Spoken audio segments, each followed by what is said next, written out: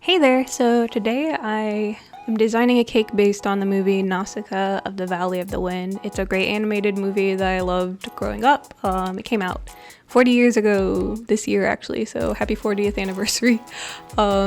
The scene that I wanted to recreate was based on the opening scene of the movie. The protagonist here, Nausicaa, is venturing through a toxic jungle which is full of all these crazy creatures and plants, and she finds the shell of this giant bug creature called like an ohm, and she breaks off this clear dome from the ohm's eye and lies underneath it while the spores from the toxic jungle plants falls over her like cascading snow. It's just a really cool scene, and I thought within this design there was a lot of techniques, like cake decorating techniques, that I could incorporate, some of which I've never tried before, so that was kind of why I incorporated them, to try something new. That was, the whole reason I wanted to start making these kinds of videos based on characters and things I love. So here we go. So here I'm using dark chocolate modeling chocolate for the frame of the body. So the base of this character is a lot thinner than the final product because I know that adding her clothes and other features is going to bulk out the character a lot more. So here I'm using white modeling chocolate to add her pants. Just start with the bottommost layer. Her pants are beneath her boots and the skirt of her tunic, so start there. And then here I'm coloring some fondant for her clothing, just a base color that's similar to the final color. Her final color is actually a lot more teal, but just starting with it blue makes it easier to paint later and get that final color I'm looking for. And then here I'm using these little silicone tip tools. They're really handy for working with sculptures and clay and modeling chocolate and fondant. I don't know, they're just really nice for detailed work, which is what I'm doing here, just adding all the details of the character. So she wears this mask to help her breathe, so she doesn't breathe in the toxins of the jungle. So that's what you see here, her mask, and then adding her bag and other things will come later. And then for the scenery of the cake, this is a technique I've been wanting to try. I've seen people use this technique to make like pom-poms for hats and other things, and I thought it would look really cool to make this sort of anemone-like fungi, almost like a lion's mane mushroom.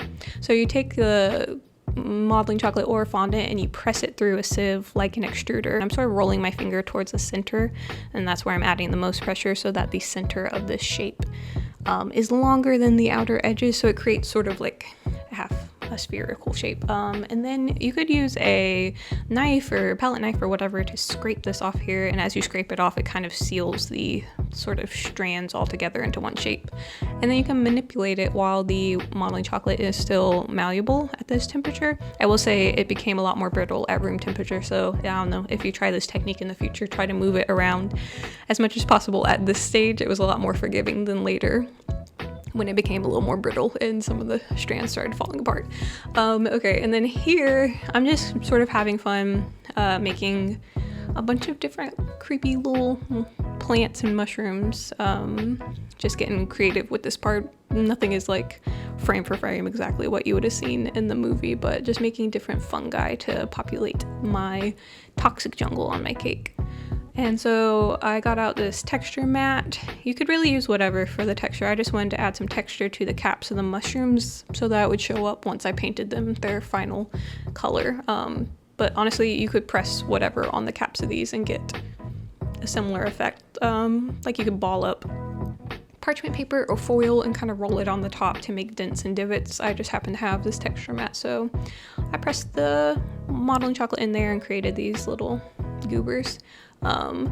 Here you can remove it while the modeling chocolate is soft, just with a gentle touch, or you could wait until it firms up again at room temperature and then pull it out easily without worrying about stretching or warping your little shape.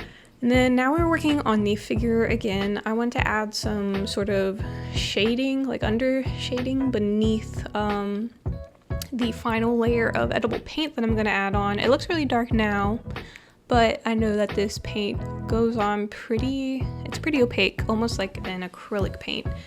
Honestly, that's really what it's similar to, painting with like an acrylic paint, except for it's entirely edible. It's oil-based also, so you can paint on modeling chocolate or like if you have a buttercream cake that you've chilled, you can paint straight on the buttercream. You might have seen these before. They're really fun to work with, and try out different techniques because it works differently than it would like painting on fondant with a gel food coloring based paint. That's going to come out more like a watercolor, where, like I said before, this is very, very similar to painting with like an acrylic paint. So here I'm going back through and adding some little shading here and there, and adding the final colors of Nausicaa's, you know, effects, like her bag and her mask, and just adding some shading to her gloves and things like that, just to kind of make the character more dynamic. I'm not really great at shading. It's hard for me to decide where to put shadows and stuff, but I think it turned out okay, you know.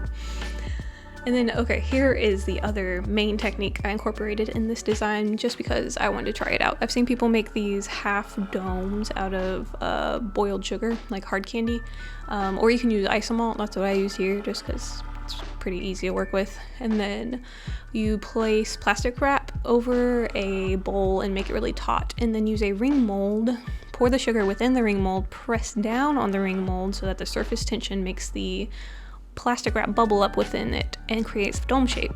And then the only trick is holding down the pressure very evenly while the sugar has time to cool, because if you release the pressure too soon, the sugar will deflate because the air is not supporting it.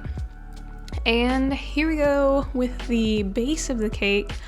I just really run brownies, so I just baked a tray of brownies for this cake actually, and I love chocolate, so lots of chocolate chips, and the chocolate chips actually lent themselves really well to the texture of the terrain of the cake, I guess you would call it.